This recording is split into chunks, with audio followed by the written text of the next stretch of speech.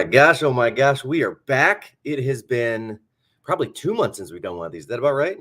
Yeah, it sounds right. I really miss these. I really enjoy these. By the way, guys, we love answering your questions. We love Yes, talking about the economy, and man, we love just giving out information. I think some of the stuff that's really obvious. Maybe I don't know if absolutely. obvious is the right word, but like we're in it, we're immersed in it every day. It's great to get out this content to you. So anyway, we're excited to talk It to you. is. And it and here's the format, guys. Please put in any and all questions pertaining to either real estate or just the greater financial sector or district whatsoever. I want to make sure we're answering everybody's questions, and those who kind of go hand in hand right now, especially with between Wall Street and real estate. And we're gonna dive into some things going on with Opendoor, some things going on with Zillow. If you're not familiar with those companies, like Opendoor is a little bit larger of an unknown in Southeast Michigan, but they are here now, and we'll talk about that a little bit. But first, I want to get to a little bit of cleaning. I just put in the there we go. I just put in the chat the link to our YouTube channel. Don't forget to subscribe. Please just take a minute. Go ahead and do it right now. Copy and paste. Click the link, whatever that looks like. We drop great content every single week. Minimum 2 videos. We're going over the best brunch spots. We're going over what Best movie. concerts in Metro Yep, Detroit. concert Metro Best coffee Detroit. shops. Yeah. Yeah, what moving to a specific area like a Northville or a Novi or a Royal Oak or a Rochester looks like. Not only are we putting in things to do, but we're also talking about things like tax rates and things like housing and things that really affect your bottom line in those videos. So go ahead and hit the subscribe button and let's go. Let's go. All right, Austin, start us off. What do you want to talk about? Dude, I think we got to talk about the jobs report. Right? Is that the Wow. only thing? Okay, so jobs report, and we're gonna get there. I went to this restaurant last night. Okay, by the way, guys, I'm in Las Vegas for a real estate conference. It's called the Inman News Conference. It's the big periodical, the big journalist paper, I guess, because it's not really a paper. It's digital. In real estate, it's not a broker specific. It's a broker agnostic conference. So we had brokerages from we have people from every single brokerage. We have people from tech firms, all of that, right? And interest rates, the job report were kind of the hot button topics. I had dinner last night. I just went out. I was here myself, talking to a gentleman named Doug. Doug's in the tech security space because right back to back with this conference, they've got DEF CON coming, which is a conference I've always wanted to go to and I've heard about. And he was telling me that there are going to be over 60,000 tech security people here across 3 different hotels, 3 different conference centers. It's the biggest one in the space. And he asked me what I did. And I said, real estate. And he said, dude, what happened with the jobs report? So I think as Americans, we're a little more keyed in. We're a little better educated around what some of this stuff means. And I really want to make sure that you're armed with this knowledge because the next 60 days specifically is going to look a lot different than it has in the past. It's going to look a lot different. Yeah, we're in what do you thinking on unprecedented the job report? territory. Yeah. Yeah. Yeah. What are you thinking on the job report, Austin? Well, first of all, let's talk about what it is. I mean, people hear jobs report, jobs report, jobs report. By the way, good morning. Um, how do they put out the jobs report? What do they look at? Who does that, Mike? It's the what's the federal government? Good Lord, what is it? It's not the Fed. It's the other one. I forgot what the name of the entity is. Now I'm Sorry to blanking. put you on the spot. No. You're good. Department of Economic Labor. There it is. There it is. And what they do is they go and they analyze. They analyze a lot of different things, right? But one of the things that they analyze is are we adding jobs or is the economy shedding jobs? And so what's interesting is this is a function of expectations. So for instance, if we expect the economy to add 200,000 jobs and they only add 150, that's a bad thing. On the flip side, if we're expecting them to add even 50,000 jobs and they add 100, it's a good thing, right? So it's a function of expectations. And so I don't know exactly what they expected, but we added, I think over the last quarter, so over the last 90 days, correct? Yeah. Or last month, excuse me. This is last month. Like this specific jobs report covered the month. The last one covered the quarter, but this one we gained 528,000 jobs, which is double the expectation of 258,000. And Austin, to your point, this thing's a double-bladed sword. So 2 things happen, right? So if we add jobs, it's a sign of a good economy, a sign of a strong economy, kind of a sign that we're not in a recession. And I know I'm using the R word, and I'm going to come back to it as well because we're going to talk about the GDP and the 2-quarter downturn. We're going to get to that and what that means. But the expectation was 258,000, which we doubled. So what the immediate effect of this is, and we're going to see this on Monday, Tuesday, Wednesday, is we're going to see a pop in stock, more specifically across our S&P 500, the top 500 stocks, the biggest 500 companies in the United States. We're going to see a temporary 1 to 3 point pop, which would be nice to have as an investor in a very short term. Yep.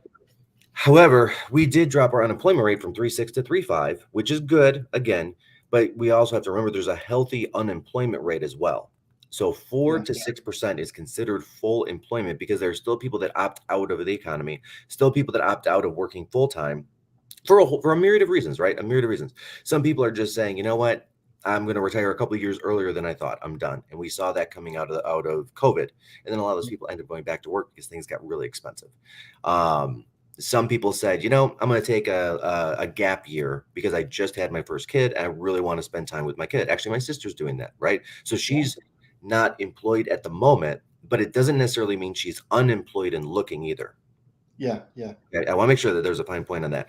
So last month we saw, again, basically same thing. We saw 400,000 jobs added. We were expecting 250,000. 528. Sorry to correct you. No, 528. 528 last month. The jobs report previous to that. Correct. Sorry, Mike. Sorry. You're good. You're good.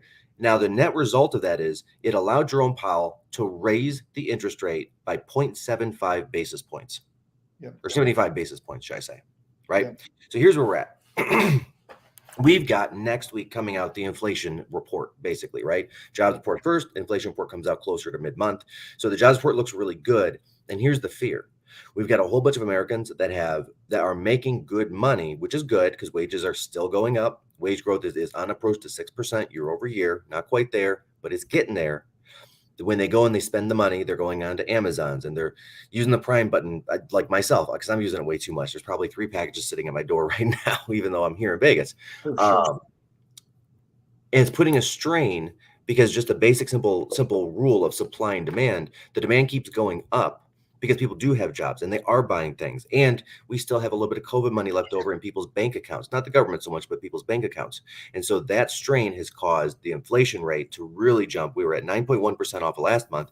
I think it's going to come down a little bit, but not enough, because here's the problem. The Fed meeting happens on September 27th.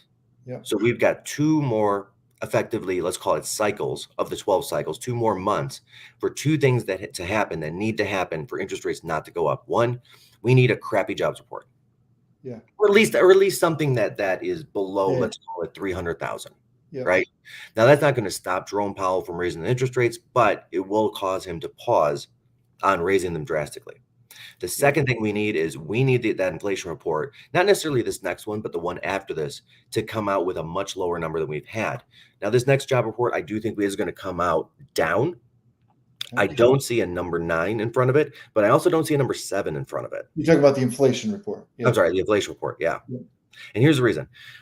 If you look at the gas pump today versus 30 days ago, we're paying mid-4s instead of on approach to mid-5s. Yeah. Fair statement? Yeah. Let me connect some dots. Ready? Yeah. So we've been hearing over and over and over recession. It's like everybody's getting hit. Everything's more expensive. They keep raising interest rates. You're seeing a slowdown in spending. You're seeing a slowdown in borrowing. You're seeing where the economy has gone down 2 consecutive quarters, which traditionally is a recession. Okay. Mm-hmm. Traditionally. The next dot to connect. So in everybody's mind, it's like, okay, now we're going to start to see slowdown on hiring, right? Because if companies aren't making as much money because of all that, it's like slowdowns on hiring and then slowing down on interest rates. And instead, what's happening is even though we saw 2 consecutive quarters of a small, it's not very much, it's small, but dip. So then the next dot to connect is, okay, what happened with the jobs report? Well, the job report was double what we thought, double. So our economy added 528,000 jobs. There's a 3.5% unemployment rate. That's below kind of a normal range, right? Really way below. Way below. And I see a comment in there, and Suzette, you're right. People that had taken buyouts, and there are a lot of those that are going on right now. There are. I mean, under the radar, there are. I mean, there are 2 things kind of happening there, which I'll get into. But yes, people that take buyouts do not count against the unemployment report. They don't count. They don't balloon the unemployment rate until those buyouts have closed out. So the government tracks that and uses the number 12. So they're going to assume that all buyouts go for 12 months. Oh, that's interesting. I didn't know that. Okay. Yeah. So we might see this time next year or in the Yeah. next kind of 6 to 12 months that adjust. And I've got a couple of friends that have taken some buyouts more recently, just in the last 90 days. And that's what they're not employed, but they're also not unemployed because they're still technically, let's call it drawing a check. Now Interesting. it's a lump sum, but it's a lump sum based on X amount of months of what their salary would have been had they stayed. Yeah. And so that's to your point. What they're trying to do is lower their average cost per person on payroll, because there are some people that have been in companies for 20, 25, 30 years. They're very expensive, and they're trying to get rid of some of that legacy cost and bring in newer hires, newer talent that they can get a lot less expensive because they don't have that 20-year experience. They might have a 4-year experience. Oh, interesting. Yeah. Yeah. Yeah. They're less expensive. Yeah, that's right. Yeah. And very quietly, I'm seeing General Motors do this, Ford do this, and a lot of smaller shops as well, trying to figure out a way to cut some costs. And this is one of them. And this is a Cut very legacy costs too. Yeah. I mean, yeah. it's And cut around legacy here costs. we get legacy costs. Yeah. Yeah. Anyway, and so yeah, it's a great point. I didn't know that, Mike. Great information. And so if we've got low unemployment rate, we've got the economy continues to add jobs, and everywhere it's like that means that wages have to go up, because if you need Yep. workers and wages have to go up. So even though we've got supply chain issues and we've got international issues and all these things tying into, and it's creating a rise in inflation, gas prices, grocery prices. I don't have to tell you, you know, you look at your credit card bill every month, right?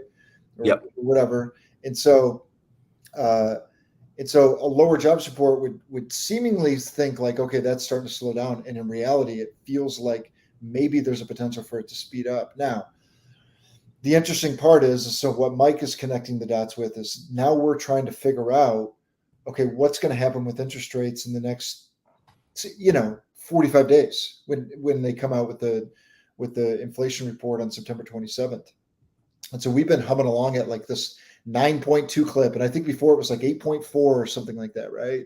It's like we've been in this kind of 8 to 9 range for a while. And so your feeling is, even though we've got this increase in job report, your feeling is that as it ties to interest rates, that on September 27th, we're going to see, even though it might be a 7% number or an 8% number, but it's going to come down. That's what you're thinking?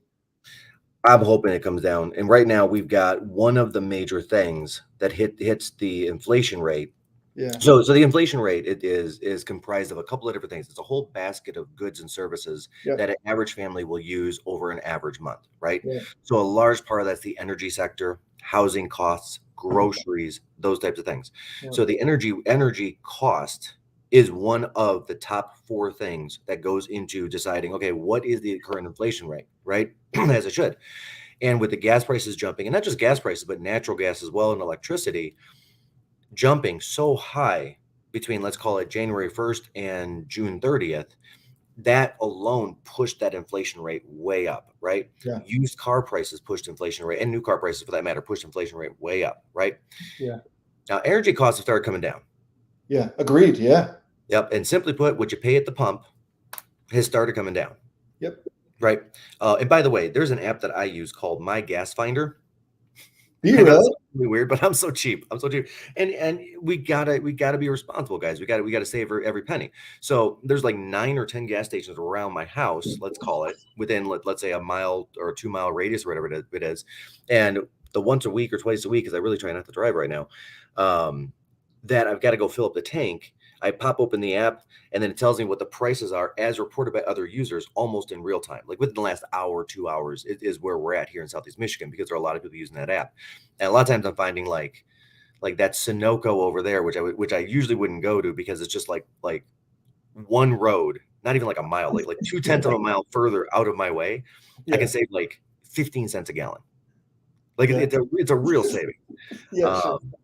Yeah, and then Costco gas, of course, is a real savings. If you got a Costco membership, you are not taking advantage of it. Yeah. So, yeah, which is interesting, because one of the accountants that I've been talking to recently, because I'm really trying to up my knowledge around accounting and up my knowledge around taxes and kind of demystify that, which I'm going to do report outs on this thing as well to help you guys out.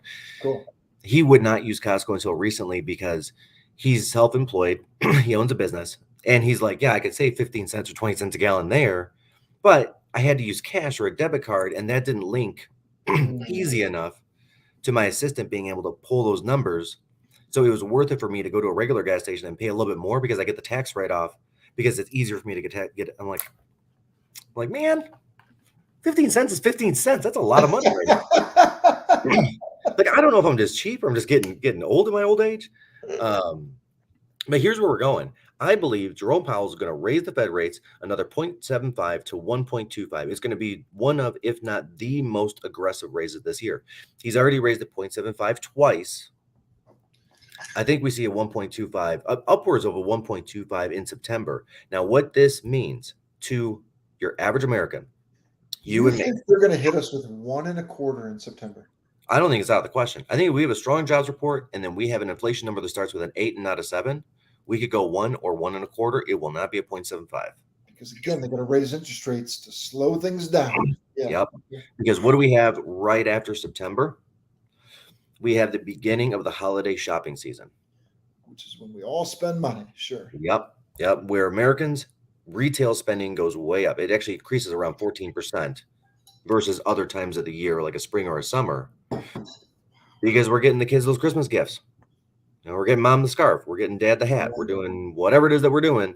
But as the retail spending goes up, that's going to put more pressure on inflation. So Jerome's going to, he's not going to be the Grinch, right? He's not going to sneak into your house and take your Christmas tree, but he's going to do what he can to do that. Like, I'm not even kidding. Like I'm picturing Jerome Powell dressed up as the Grinch right now, coming down the chimney. I can hear the music, I'm feeling the Dr. Seussness coming out of him saying, what can I do?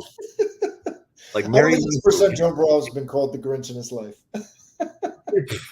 Well, yeah, he's gonna be the guy that stole Christmas this year. That's where we're going with it. But the other place that we're going with this is twofold. One, that means that interest rates across the board are going to be hit, right? Yeah. So what does this mean for me as a real estate investor? I'm gonna put my investor hat on, right? I've got 2 properties right now that are very, very high equity. I'm looking at putting HELOCs on those properties now, because I don't know how mortgageable I will even be in the future, let alone what those rates are going to be. Right? Yeah. I'm concerned that for 2 reasons. One, what if I don't have enough runway? Because we may see some reasonable real estate deals come up, and as an investor, I want to take advantage of that, right?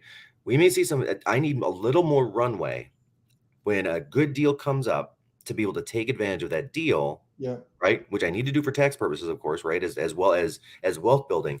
And guys, I'm going to put this out there, shameless plug. Austin and I both invest in real estate, and we also invest in the greater financial markets, the stock market, mutuals, ETFs. Please give us a call. We are not by any stretch of the imagination financial planners, but we have a very wide knowledge of the financial planning tools that are out there, and we're not going to try to sell you something. So here's one of the issues with financial planners. A good financial planner, right? They usually get paid on the back end for the stocks and the mutuals. Well, yeah, stocks, mutuals, and ETFs that you purchase. They get a spiff every quarter or every 6 months that you hold those. So there are right now financial planners, and they're good.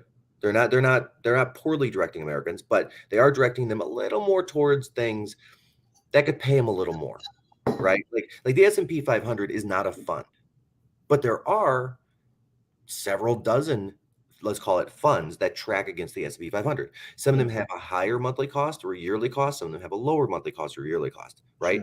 And that's something, again, please give us a call, because I've got the lowest 6 costs that are the best performers over the last 30 years in that space. Happy to share that information. Now, back on track. A great financial person will say, you know what? I'm not that worried about the back end. I want to make this guy as much money as I can because I'm in this for the long haul, just like he is. A 30-year client is worth way more than a 2-year client in that space. Yep.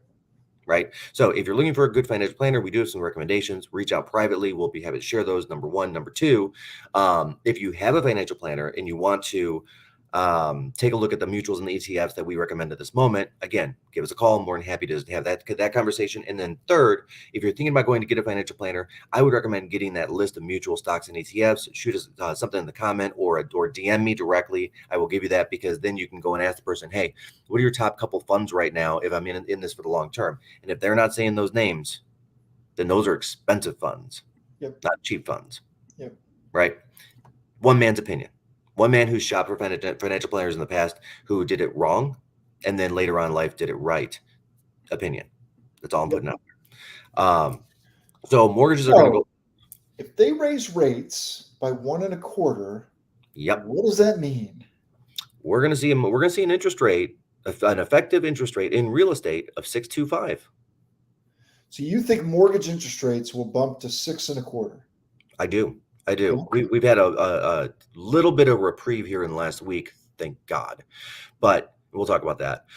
But I think we're going to see a 6.25 interest rate. And I think if we see anything that starts with a 6 and not a 5, I think we're going to see real estate prices go down 2 to 4%. Yeah. Now, if it gets to a 7, that's a whole different conversation. Pause there for a second. Yeah. Because I think it's important to pause right there, because I think a lot of us are still like shell shocked from what happened 15 years ago, right? Mhm. Like or whatever, 2009, whatever. Yep. 2009, when we saw depletion of real estate by 30 and 40 and 50%. It's like, here's what's happening. Even if we see this bump in rates, it's like, I was talking to somebody about this, Mike. If you listed a $300,000 home 6 months ago, you might have gotten multiple offers and gotten 3.25 for it. Now Yeah. you list a $300,000 home and you might just get 300 for it, or you might get 290 or 295. It's not like, it's like, in even if we see interest rates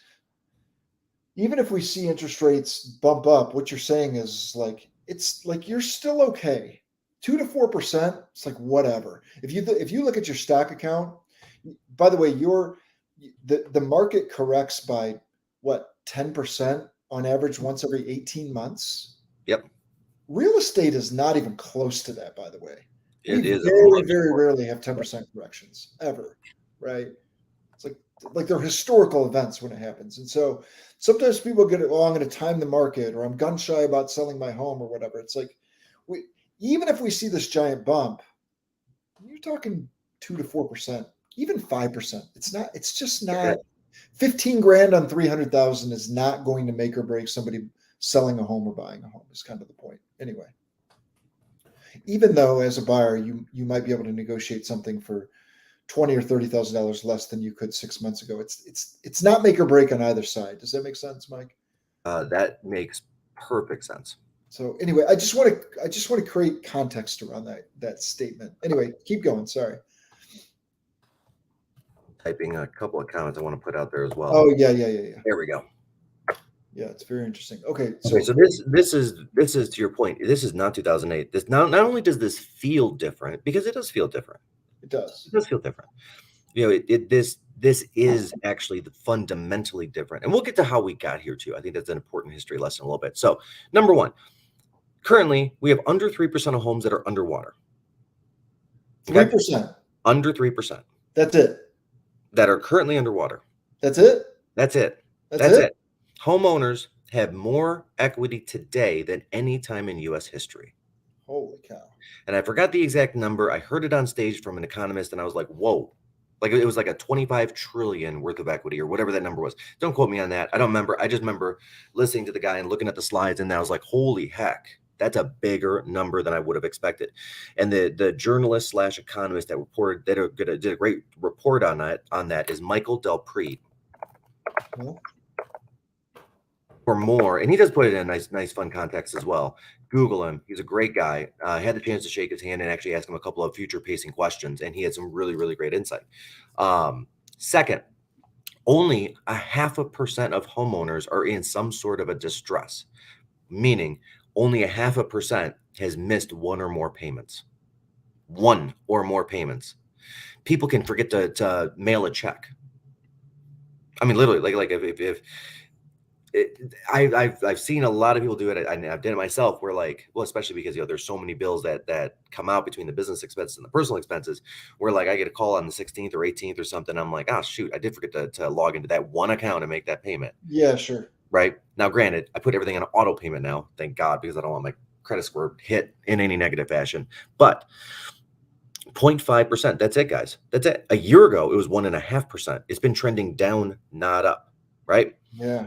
To put this into context, in 2008, 15% of owners, 1 in 8 homeowners were in some sort of distress. 1 in To put it 8. into context, the as far as homes underwater goes, when we started the recession in 2008, 11% of homes were underwater, and at one point in time, 40%. That's different than 3. The reason why it was 11% back then is because there were deals, there were mortgages that were like, buy this home at 100% with 0 down, and we'll give you a check for 20 grand at closing, which means you're instantly negative equity. Yeah. Makes no sense Yeah. at all. But it's what happened. It was the Wild West. It was It so was good. the Wild West. It was a Wild West. Yeah. God, it was terrible. And the run up to that was just a lot of 20 years of bad financial policy, 30 years of bad financial policy that just kind of all culminated. And then number 3, wages are rising. Not rising as fast as they should, as fast as we'd like, and it doesn't feel like it because everything's getting more expensive.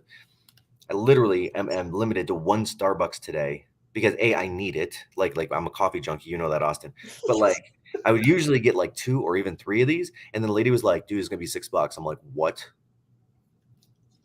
Like, come on, really? Like $6 for this?" Or, I mean, and this isn't like a caramel frapple acanado thing. This is black Yeah. coffee. Yeah. This is black. Can't see it. Drink a lot of it. Black coffee. $6 for what? Are you? Do you know what the per cup cost is on Folgers? It is not $6. I can go for a full month on a can of Folgers or a thing of Folgers. God, it feels so crotchety right now. God, it feels so crotchety. So this is different. This is different. And we got to comment on there on what the effect is. This is a good one. What the effect is going to be on local real estate with the 25% reductions in salaries at Ford. And I'm gonna be completely candid. No effect. No effect. And here's why. Right now, those people that are getting affected by those 25% reductions, these guys all have interest rates on their houses at 2.75 or 3%. Yeah. Right now, these guys have 20, 30, 40% equity. Right? Like their payments are so darn cheap on their house. They're just not going anywhere because the alternative is, let's say they do have to sell their house. What are they going to do next? They got to live somewhere. They're going to rent, and rents are up 35% in the last 2 years in Metro Detroit. 35%. And guys, again, I'm going to tell you, I say this on every one of these things. If you're a renter, call wherever you're renting or around it, at least similar properties, and just say, hey, what are rents right now for this apartment complex? Hey, go on to apartments.com and take a look, and go on to rent.com and take a look at what's around you right now. And I guarantee you, if you rented anytime 6 months or before, if you have less than 6 months left on that lease, let's just say, your rents are going up, guys. Right? Now, it's said, right now we've got an effective interest rate of about 5%, which is not terrible historically. It sucks. Yeah. I mean, it sucks compared to what it was over the last 18 months or 24 months. But historically speaking, interest rates have been average around 7 to 8% hovering in the United States for the last 30, 40 years. So yeah, so it feels like it sucks, even though it's actually not the worst thing in the world. So again, recommendation, guys, if you are a renter, go become a homeowner sooner rather than later. Okay? Here's what's interesting is, so we do a lot of chatting. You're at the conference. You're at a national conference right now, and so you've been doing a lot of networking, and we do a bunch of networking with people all over the country. And what we're experiencing is, like, if you look at the coasts, if you look at East Coast, if you look at particularly West Coast, Arizona, California, that kind of thing, like, they've seen some corrections. Some of those overinflated markets have seen some corrections. Oh, let's talk about that. We just haven't experienced it here in Michigan. And what's interesting is when you look at our home prices based on income, and if you look at our affordability rates, if you look at our influx versus outflux of people moving, like, the truth is that we got a lot of runway here in Michigan. People are net coming here, which you got to remember, there was a giant outflow in the early 2000s. Yep. They called it the brain drain. Remember that? The brain drain, right? Mm-hmm. But there's a net inflow now into Michigan. Mm-hmm. There's a net inflow. So this is interesting. Yeah. So let's you said a real estate market that was overly on fire. The one that always comes to mind is Boise, Idaho. Yeah, great one. Average home price there 4 years ago was $250. Today it's $600. Yeah. I'm not kidding. And now we're seeing 25% of the homes are regularly being price reduced every single month. And I was talking to a gentleman that was from Boise that's a bigger team leader. And then also, again, diving in, Mike Del Prete has some really good information on the statistics around this. And here's what's happening in Boise. It got so overinflated by Californians. Californication, I don't know, by people from California. It got so overinflated so quickly because people from like Sacramento were saying, forget this traffic, I want to go somewhere like Boise or Arizona or anywhere else, right? And now all of a sudden the market's kind of stopped. Now it hasn't stopped. It feels like it does. They're still seeing 80% of the home sales as they did in 2021, but that 20% that they're chopping off is enough. But here's the second thing that's happening in Metro Detroit that has not happened before, which is going to buoy home prices. Right back to your question, Suzette, because nothing exists in a silo, guys. Right. We don't exist in a silo. So Ford Motor chopping some people 20 or 25% or even 30%. That doesn't happen in a silo. That's one sliver of a piece of an economy, but there's also some other stuff. So we saw in the news the other day, and this was huge, and this just I mean, it was like shouting up and down the hallway here because, it was earning reports week last week. We saw Zillow had a positive earning report, not much. Their stock still sucks. It's still down 70% year over year. But what we did see was Opendoor has now partnered with Zillow. Now, here's what this looks like. So Opendoor is a company. It just got to Michigan, okay, like 6 months ago, and it started buying homes 4 months ago. You're going to see those blue signs in some neighborhoods very, very soon coming to a place near you. Now, here's what Opendoor does. Opendoor's value proposition is, hey, Austin, how much does it suck to clean up your house and show it? Sucks, right? Yeah.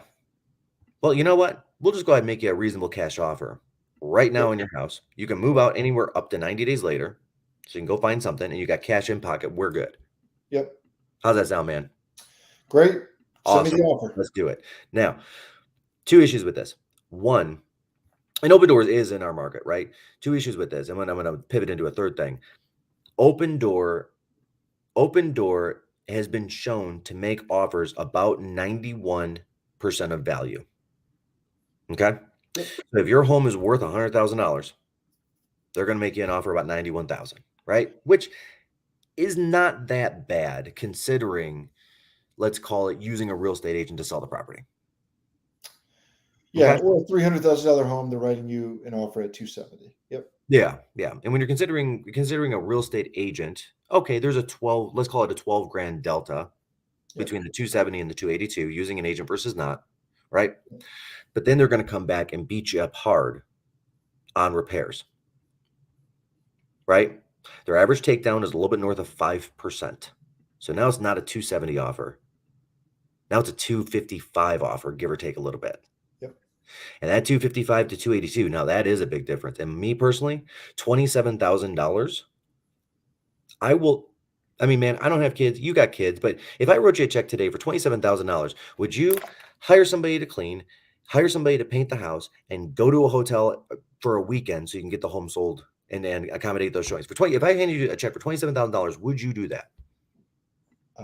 I would do that for a much smaller check than that, Mike. Yeah. So everybody listening, you start seeing those Opendoor advertisements and you start seeing those billboards because they're big on that, and you start getting those mailers.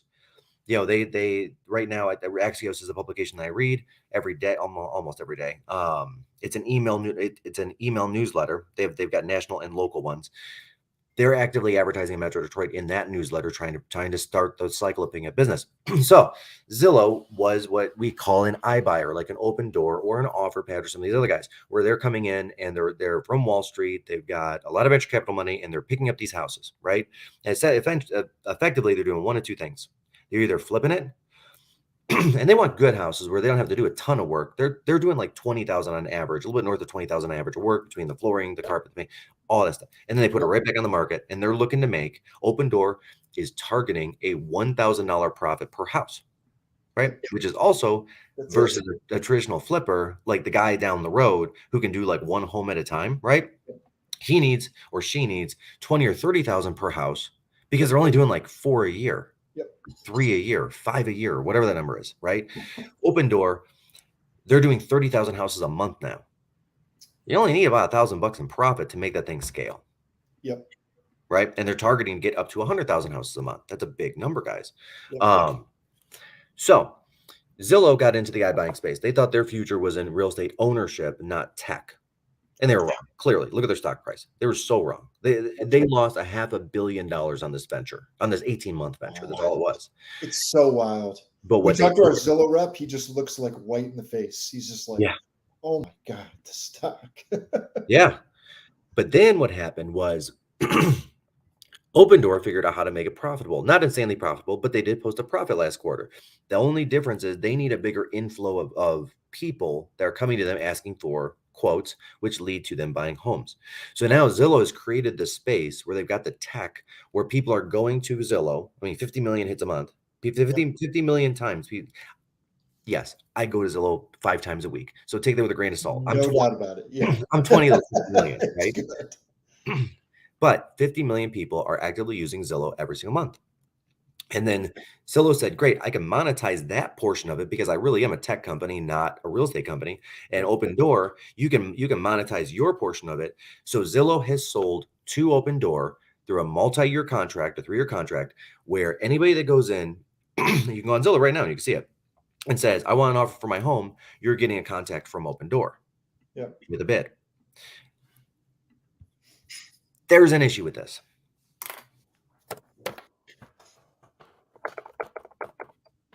What happened? $62 million. So the FTC recently fined Opendoor $62 million. $62 million. And here's what the FTC found, the Federal Trade Commission, that Opendoor, they were telling people that their offers were very close to value. They were telling people that, hey, here's the actual value of your house. Here's my offer. Here's what the repair cost is, because these are the estimates based on our data. And what the FTC found when they explored it, they found that Opendoor was actively taking advantage of people both on the sales price side. So, Austin, your house of in this example of 300,000, where Opendoor is going to come in at 270, and then they're going to beat you down to 255. It didn't actually start at 300,000. The FTC found it started at 315 or 320. So it's not a delta of $27,000 difference. It's a $42,000 to $47,000 difference in your pocket. Yeah. They also found that they were inflating the cost of repair. Yeah. So if they said, hey, an electrician can come out and fix this thing, the over-circuited fuse box, it's going to cost $2,500. That's not true. It was $1,500. Yeah. Right? Like, and the FTC found that yes, if you call 5 electricians, you're going to get different rates. But they found that they were still going above and beyond in trying to charge. They were misrepresenting what those 5 electricians would actually have charged. Yeah. And that's a problem. It's a problem. Here's the problem with it, because we've got, for the first time ever, at the highest level ever, and again, here's the kind of the capstone as to why home values are not going to drop any significant number, at least here in Metro Detroit. In some other parts of the country they will, but not Metro Detroit. Because for the first time, as of 3 years ago, for the first time ever, we've got Wall Street going to buy Main Street. Wall Street going to buy Main Street. Institutional investors are way up. I'm not kidding. Like right now, 1 in 18 homes in the US is owned by an institutional investor. Yeah. And what institutional investors mean is like BlackRock, right? Yeah. They're a national firm. They go in and their goal is to buy $4 billion of American real estate over the next 24 months because they just turn them into rentals. Yeah. And America's slowly turning into a land of renters. Yeah. Yeah. It's very actually similar. I've heard a comparison. It's very similar to what they've done in Europe. It's like there's far more renters in Europe than what we have here. And actually, for a developed nation, we have relatively low cost of home ownership. Yeah. So, but a lot of people can't afford to buy homes. It's just they're priced out. You see it a lot in like Toronto too. Yeah. I mean, in Toronto, you gotta rent. Yeah. Let's be real, guys. Toronto is $1 million market at this point. Like the average price of a property in Toronto is about $1 million and holding. Wow. And I'm going to tell you right now, Austin, there's no flipping way I'm buying a house at $1 million. No. Come on. I know we're so spoiled here. We really are. No, that's true. Yeah, and we really are. And it's interesting because we're hitting this spot where the wage growth is not matching the real estate growth. Yeah. There's a lot of fear and uncertainty in the economy right now, right? Just the average person. So I think what we're going to see is just a little bit of a pause for the next 8 months of real estate. We might see certain communities move down in value 2 to 4%. If you want to know more about those predictions, I've got a whole data chart and table. Reach out to me, shoot me a DM. I'm happy to have that conversation depending on what you're either in or looking at. But here's the other side of it. So Jerome Paul is going to steal Christmas. Well, I'm going to tell you, man. I love it so much. I think a T-shirt. Jerome Powell's trying to steal Christmas. But I think he's got his board shorts on. I think he's ready to go to the pool. I think this guy is ready for a rockin' summer in 2023 as far as real estate is concerned. Like he's gonna go surfing. He's gonna do all the things, right? We're gonna look at him and be like, dude, you're doing too much. What is happening? Yeah. You need to slow down because he's gonna jack the rates over this winter to slow our economy, and he's taking our economy to a breaking point. He is. And we're seeing this with the GDP. We'll talk about that. We're seeing this with the GDP. So that only means that as soon as he gets inflation under some modicum of control, he has to drop the rates to keep the economy moving forward so we don't go into a recession permanently. Like we are literally on the precipice of what could be a very, very bad recession. And we've got one thing that's holding us back from the preface, and that's that interest rates are below the 30-year average. I think if we hit anywhere near the 30-year average, if we start seeing 6s or 7s on the interest rate side, we're going to go into full-on recession, number one. And number two, again, no matter what happens, he's going to have to drop those rates like a rock next year, mid-year, to speed it back up. Move this thing forward, right? By the way, all predictions guaranteed to be wrong or your money back. Thanks, Cody. I'll tell. Oh my God, I just got called out for being a millennial. I'll take it. Yeah, I mean, I'm only a millennial by like 6 months. Austin's generation X, so he can bring that into it. Sorry, man. I'm not quite that grumpy. Yeah. Well, and Elsa and I are born 2 weeks apart. Just putting that one out there. Yeah. Sure. Yeah. I did. Thank you, Cody, for the ability to the opportunity to say that Austin's of a different generation. I appreciate that. That's fun. So GDP is down 0.9%. We got 2 quarters of negative GDP growth, right? The gross domestic product. But kind of barely. Yeah, barely. 0.9 is, I mean, it's significant, but it's not like. Now, okay, it is significant. Well, yeah, and you're right. And to the effect, think of it, 0.9. If you walk into a Best Buy right now and they're like, hey, we're doing a sale, 0.9% off this refrigerator. Are you buying a new fridge? No. Right. Now, if they said, hey, we're going to do 0.9% of the GDP as the next Powerball, are we excited? Yeah, that's national news. This is 20 times what the last Powerball was, right? Talking trillions of dollars here. Yeah, for sure.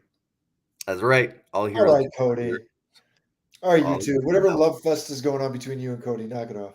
All right. I love board shorts. So we've had two quarters now of negative growth, which is technically a recession. So yes, we're technically in a recession, so to speak. Yet we still have jobs being added. We still have costs going up, which are typically things that are not seen in a recession. Typically, when you a normal recession is basically 2 different things happening at the same time.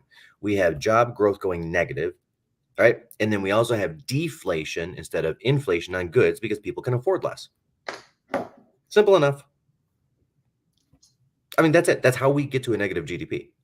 That's it. And we're seeing the opposite of those 2 indicators, right? What we're seeing is the inflation. Okay. All right, kids, gather around the fire. Here's where we're going.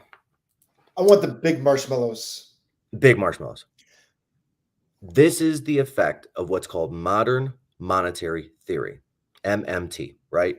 So we have shifted in the United States off of Keynesian economics, right, into modern theory, right? Here's what this means in a nutshell. There is a belief by a bunch of economists that it doesn't matter what kind of debt specifically an industrialized nation can ratchet up. It doesn't matter. It doesn't matter. They can effectively print as much money as they want to or need to keep their economy going. Yep. It actually doesn't matter. They don't have to pay anybody back. So we had COVID hit, and this is not a political statement. These are facts. because it's both presidents on both sides of the aisle that did this one thing. They put a total of $5 trillion. Literally, they turned on a printing press and they actually started printing money and adding currency to the economy. End result, $5 trillion was added to the economy. A large portion of that went straight to your everyday people, right? We all got those checks.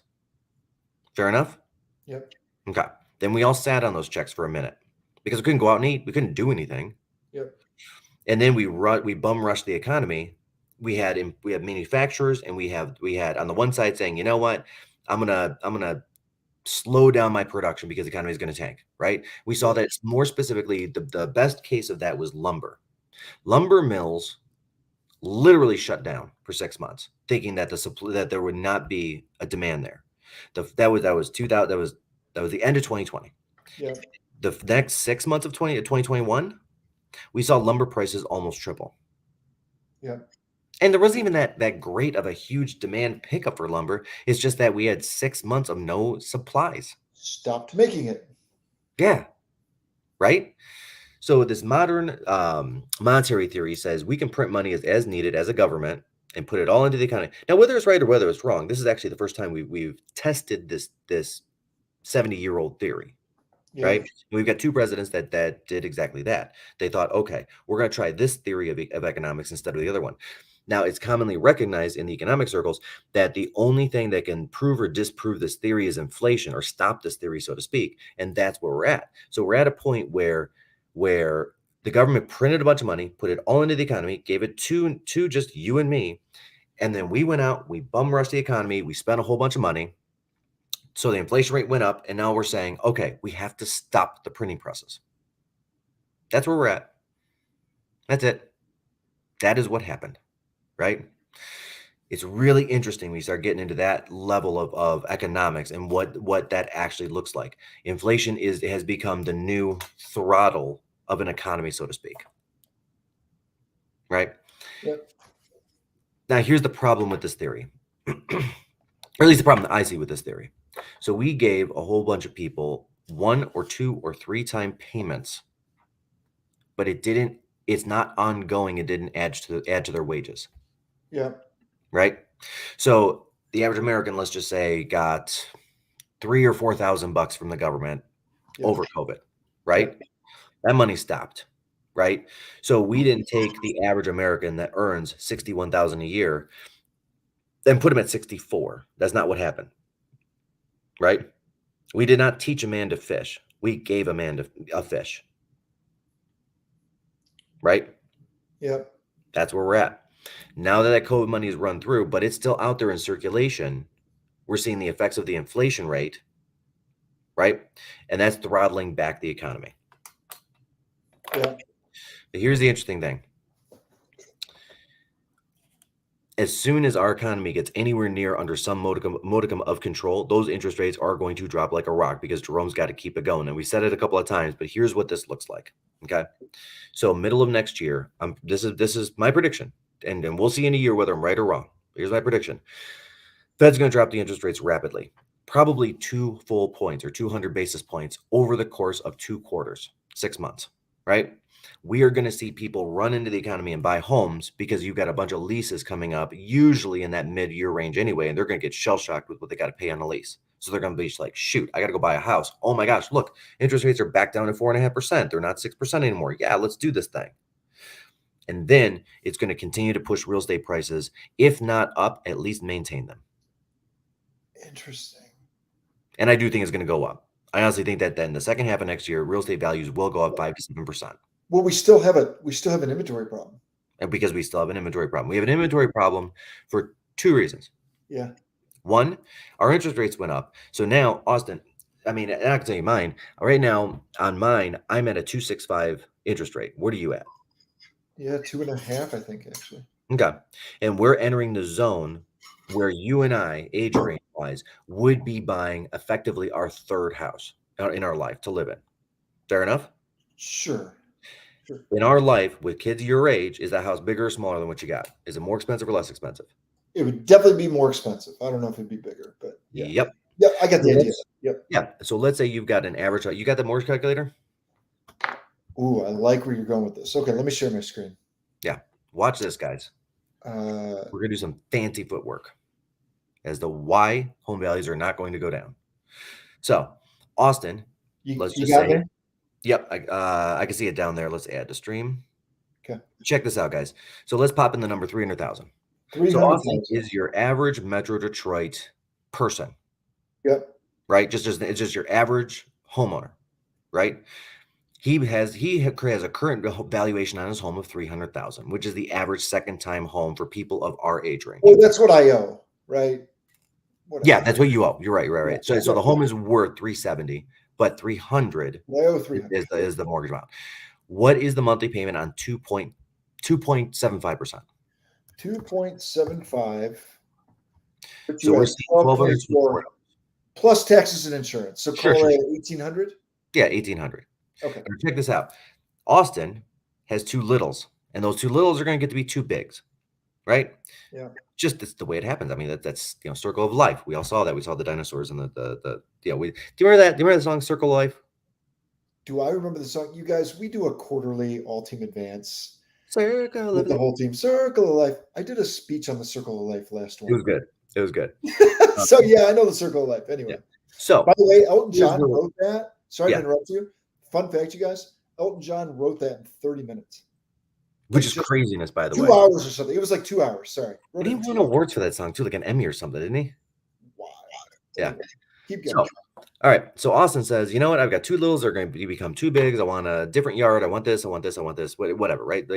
And generally speaking, when people upsize, they upsize about 60 to 70% of whatever the current value is.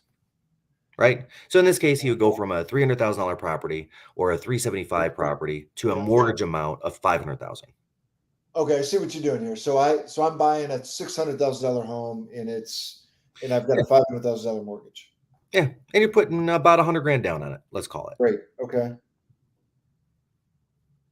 Now Okay. let's put the interest rate up at 5.5%, which is where it was at the beginning of last week. 5.5. So look at this. So now, and your taxes and insurance go up as well. So that 1,800 payment, or let's just call it for sake of simplicity, $1,224 payment, just in principal and interest, is now going to go up over double to $2,800. Yeah. $2,800. Guys, this is why we have an inventory problem. Because the Pothast probably aren't moving. yeah, right. well, that's number one. Number one reason why we have an inventory problem is because Austin and me, who should be moving or would be moving about this stage of our life, looked at it and said, "We're going to add $1,600 per month." No, no, I still got to do the diaper thing. I still got to, do the daycare thing. Really? No, forget it. We're going to stretch this house a little bit longer. We're not moving. So now, Austin, your house at 375 doesn't go on the market. Yeah. Right? And that means the guy that owns a home at 200 or 180 that wants to buy your house, two things are happening there. One, he's not going to buy your house because it's not available. And two, he's probably removing himself from the market as well, right? Because he's looking at that at that same number on his level. This is a guy that's, let's call it 30 or 32, first kid, wants that second house, or gal, and is looking in the mirror and saying, shoot, my payment's currently $800 on my property without taxes and insurance. Yeah. And they want me to raise it to 1,800 and my wages haven't moved? Nope, I'm good. Yep. Which is putting more pressure on because now you've got institutional investors entering into the Michigan space because our economy is very stable, right? That's where Opendoor wants to go. That's where that's where Wall Street wants to go, is stable economies, because they're looking for long-term investments. Yep. So there's another pressure coming in from the outside where Wall Street is trying to buy Main Street and then lease it back to us. Yep. Right? Because here's the thing. Yep. When the interest rates go up, it's not that homes dump on the market and people sell because they're afraid or whatever that looks like. That's not what happens. Home values go down when the supply exceeds the demand, and the supply only exceeds the demand in times of high unemployment, which we had in 2007, 8, and 9. Which we don't have now. Nope. Not even close. Quite the opposite. Yeah. Yeah. Now, What we do have though is we've got a pretty beat up stock market, which has gone through an amazing recovery. I mean, July was amazing, right? Yep. And stocks are still on sale. Still We're on over sale. 100%, right? It dropped. Nasdaq dropped 20%. We're back up to about a 6-7% drop, depending on which stock it is you're looking at, and all those things. I mean, some of those like Netflix or Peloton, which just got like crushed, right, are dragging that down. But if you look at it, like, dude, I pulled up my Microsoft stock. I'm still positive. Yep. Apple, I've done very well with Apple. Apple, yeah. So, You know where I've gotten killed is Rocket. Holy yep, cow. yep. So mortgage. By the way, Okay, you saw that their profits dropped 92% year over year. yep. Did you see that?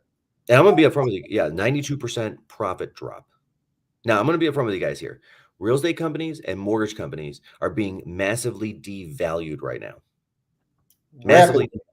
Yep. I mean, and you can look at any of these guys. Look at EXP Holdings. Look at Compass. Look at Realogy, which is renaming Redfin. themselves Anywhere, Yep. which is weird.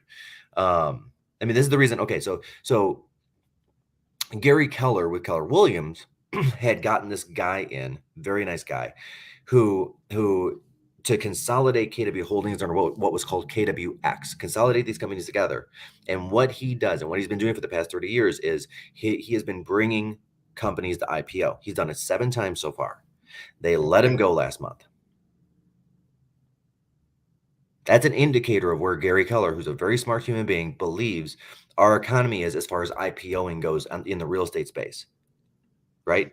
Like if this guy thought he was going to get valuations of some of the other companies that are publicly traded, like Remax, let's call it 18 months ago, he would be all over getting this thing public as fast as he can. But now he's looking at it and saying, well, shoot, real estate and mortgage company valuations are down 60, 70, 80%. Look at Redfin stock year over year, down 45%.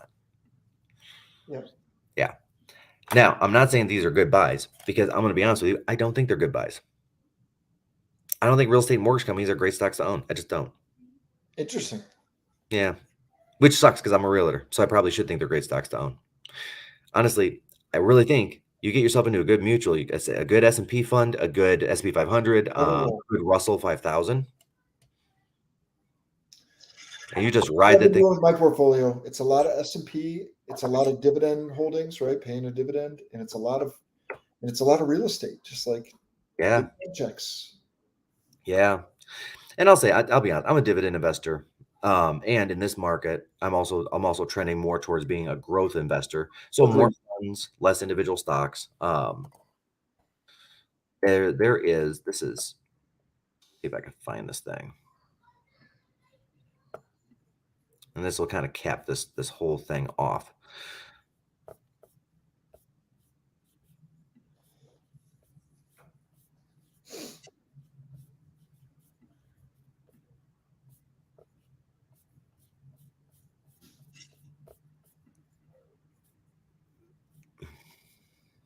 This is gonna happen. I'm gonna find it. I actually just thought of I just thought of this slide and how much it actually makes sense right now. And instead of trying to like pull the data out of my memory, I would rather just get the slide and put it up on the screen. It's a really good financial planner. There we go.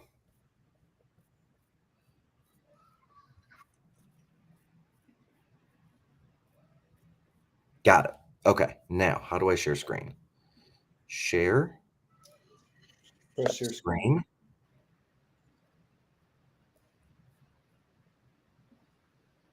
Okay. What are you seeing?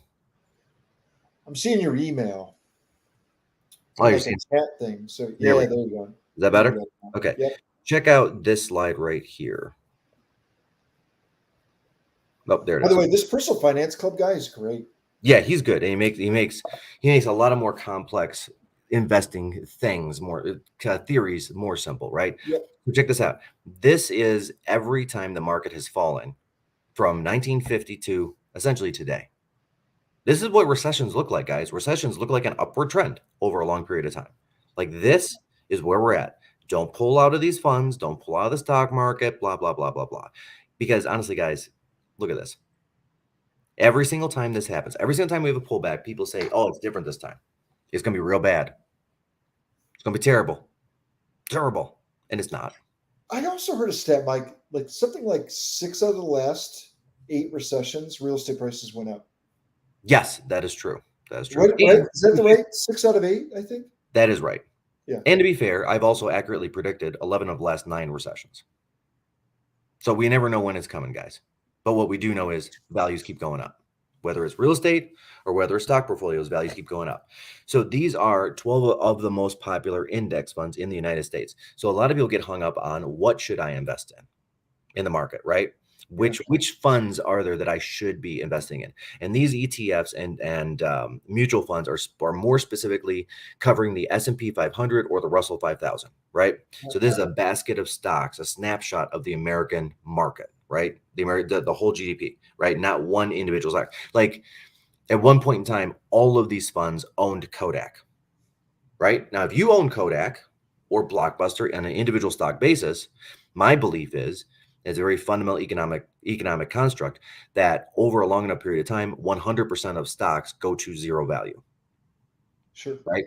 What we're paying these funds to do, and yes, we are actually paying them, is to move away from Kodak and Blockbuster and move to Netflix or something else, right?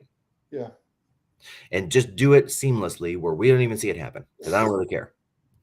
Right? Because I want to go live my life. I want to go, I want you to spend time with the kids. I want to spend time with my family. I don't want to have to sit here and pick apart each individual stock. Now, here's the interesting thing. There we go.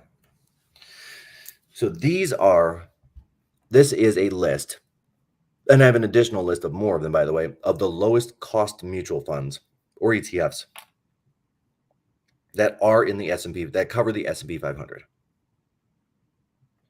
It's funny, I own like 3 of those. Yeah. Yeah. Actually, I did too. And then when I saw the You slide, I actually you want those? bought the I other know, three. I was like, "Let me go buy some more." Yeah, yeah, and happy to share this stuff and share all the information on this with anybody. Shoot me a DM, I'll get this all into your inbox, right? Um, but this is where we're at, man. Like we saw what it looks like over the last 50 years, with what the actual markets look like. If you pull back enough, it's always an upward trend. Never goes down. Only goes down on a temporary basis. So for your retirement funds that look like they just got beat to crap, the answer is stay the course, buy more, continue with your monthly or quarterly investing, whatever that looks like for you. For me, I try to do it weekly and here's the reason, because pinpricks to me are easier to manage than boulders, right? So if I'm saying, okay, I want to put Personal Finance Club. Good call, Cody. So he's on both Facebook and Instagram. He's got accounts you can follow on both, right? And he does a nice overview post like once or twice a week. He puts this stuff together. Keeps Yeah. us pretty informed on an overarching level of what's happening. But where I was going with it is, so there are a lot of people that say, "Hey, I want to put $10,000 into my retirement account." But it can be really difficult to go and get $10,000 and move it into a retirement account, right? You keep kicking the can down the road because you got to go get Starbucks, because you got to go get gas, because you got to Yeah, get sure, groceries, sure. and the account's never at that level. So there are a lot of people that say, "Great, I'm gonna do it on a monthly basis." That $10,000 is still $833 a month. I think that's still hard, personally. But if you're doing it on a weekly basis, you're talking about $215 a week, $220 a week, or whatever that is. I think that's a little easier to manage. Yeah. Yeah, I have it set up, and this is the way I have it set up. I have it set up as a auto withdrawal every single week to move the money from one account to another. And because it's 52 times a year that I've divided this whole thing down to, essentially I'm paying my electric bill 4 times a month is how I look at it. I'm paying my cell phone bill 4 times a month. A lot easier to manage. Is that fair? Mm-hmm. Yeah. If it's $10,000, it's $192 a week. A lot easier to manage, guys. So, moral of the story is And you basically double your money on those once every, what, 7 years? 7, 8 years, yeah. So let's say you're 40 years old and you're going to retire at 65. You've got 3 more cycles, right? Yeah. And I'm saying that because I've actually been looking at this. So if I But put you 10,000 double in, I it. want to get But 30,000 you out. double it. Yeah. Yeah. So more of the story, kids, is don't do drugs. Don't do drugs. Invest in the S&P. Yep. Yeah, that is literally the moral of every story. Invest in the S&P and invest in yourselves with wealth building, right? The number one determiner of wealth in the United States is what? Homeownership. That's right. That's right. That's right. Because you're getting a couple of different monetary bonuses there. Like where rents are right now, and rents are going to continue going up a minimum 5% per year every year. Where rents are right now, it is still a better option to buy versus rent, right? Yeah. 3 reasons. You're paying down the home, you're getting the mortgage interest deduction, right? So that's a couple 6, 7,000 bucks that's a push in your favor every year, which you don't Yeah. get as a renter. Yeah. And over a long enough period of time, all real estate values go up. We know Yeah. this. All right. My dad asked me the other day, he's like, "Hey, how's the real estate market?" I'm like, "Why? You thinking about selling?" "No." "And who cares?" Then who cares? Leave it alone. "What You does got it to matter?" live somewhere. Yeah. Like they're redoing a portion of their bathroom right now to make it more accessible for my mother to get in and out of the bathroom and whatnot, They've right? been redoing that damn bathroom for 2 years. I know, I know. Well, and they finally getting it done. They're finally getting close. They actually have workers like doing stuff, right? Yeah. And so like they're extending the life of that house by another 5 to 7 years for them. So what does it matter if the home values go down 10% next year and then they go back up 20% over the next 4? Yeah. It doesn't matter, guys. Right? We don't live in a home in 1 or 2 year cycles. We live in a home. Americans live in their homes on a 13-year cycle. That's what it is. And that's all I got, my friends. And Dude, we thank you covered for a hanging lot out with me today. this week. We know that Mike has a $6 a day Starbucks habit. Yep. We know that we call it board shorts. Yep. We know. No, it's just interesting. It's really interesting some of the conversations that you're having. I think with the way rates are, I think the next call it back to school, the next 45 days, it create a really cool opportunity to buy a house. If I have my home on the market right now and I'm a seller, uh, I and I'm not selling, right? It's like it hasn't moved yet. Yep. I'm probably exploring a 5% correction before that turns into a 10% correction. And just Agreed. staying in front of it. And it's like, Yeah. let's not split hairs. You're still gonna do very well on the home. Well, You get and Go ahead. yeah, unpack that a little bit. Like okay, the stock market. We're always trying to time it to buy at the bottom and sell at the Yeah. top, right? The Yeah. real estate market, we're always trying to time it, but you can't time it. And close is close enough. Like I bought Tesla stock, right? I've done very well on Tesla. Did I buy it at the very bottom? No. Yeah. Yeah, I got it 20% or 30% off of the bottom.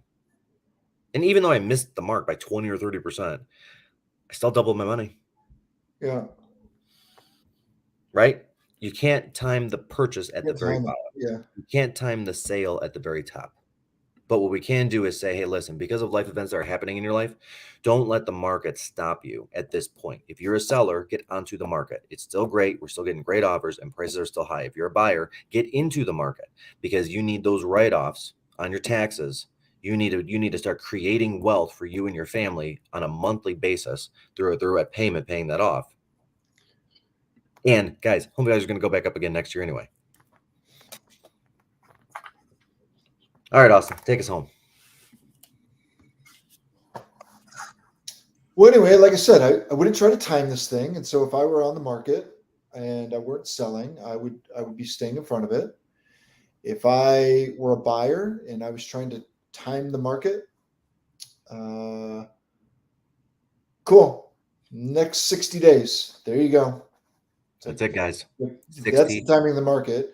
I think based on what Mike is saying, here's the other thing. If I were someone that was holding on to credit card debt right now, Mm, you had an extra little bit of money and you were trying to figure out, do I put that money in the bank account or do I pay down my debt?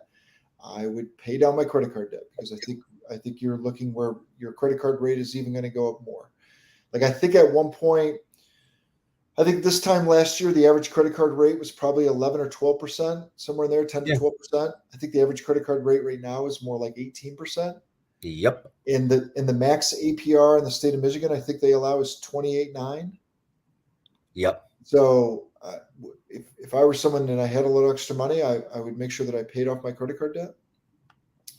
If you were trying to figure out the stock market, I would chip away at it a little bit. Every little bit counts. You're going to double your money every 7 years anyway. You can put it in some low cost S&P 500, and you don't have to be some kind of financial guru. Just get that shit into the market and allow it time to take its task, especially if you're listening to this right now and you're under the age of 30. Like, just get what you can every single week or every single month and let time do the work. And I know you've heard that advice, but like, for real.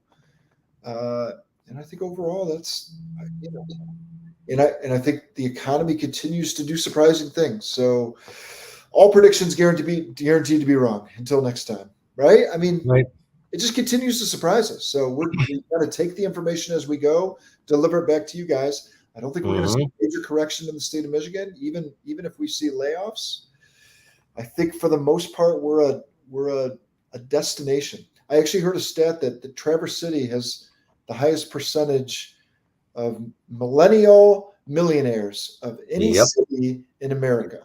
In the entire country. Millennial millionaires are going to Traverse City. Yeah. And they ain't going there for the cherries. Right. Clearly, because they're actually having a very bad cherry year. I just saw that in the news. They're going there for, the water, the sun, and the beaches and all that good stuff. Yeah.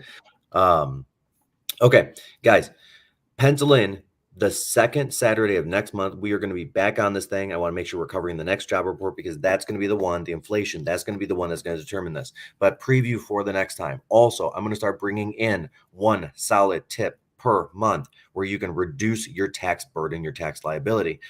There are only 3 major ways to get rich or make more money in this country. And, well, 4 really. You can invent something. I'm not smart, so that's not going to happen. You can play sports. I'm 5'10". That's not going to happen. You can make more money, which is hard to do. Honestly, it's hard to increase your wages, or you can pay less taxes. We want to help you guys start paying less taxes. Yeah. There are a couple I'm really excited about that. I downloaded that book you told me to read. Did you? To do that. Yeah, I haven't done it yet. Oh, dude, I've been through the book twice already, and I've ordered 3 more on taxes, because some people, and this is interesting. So some people look at not paying taxes as like avoiding a civic responsibility or anything like that. Our tax code is actually written and predicated on what the government wants the private sector to do. They want the private sector to create affordable housing for people, so they give credits for it. They want certain areas called opportunity zones to be revitalized, so they give additional credits and additional discounts for that. Right, we're gonna start diving into those, because there's some really cool ways there that small adjustments can save you a lot of cash on the back end on taxes. Yeah, and that is all I got, my friends. That's all I got. It's a good job today, Mike. Good job by you. Thanks, Austin. All right, see you guys. See you in a month. See you in a month.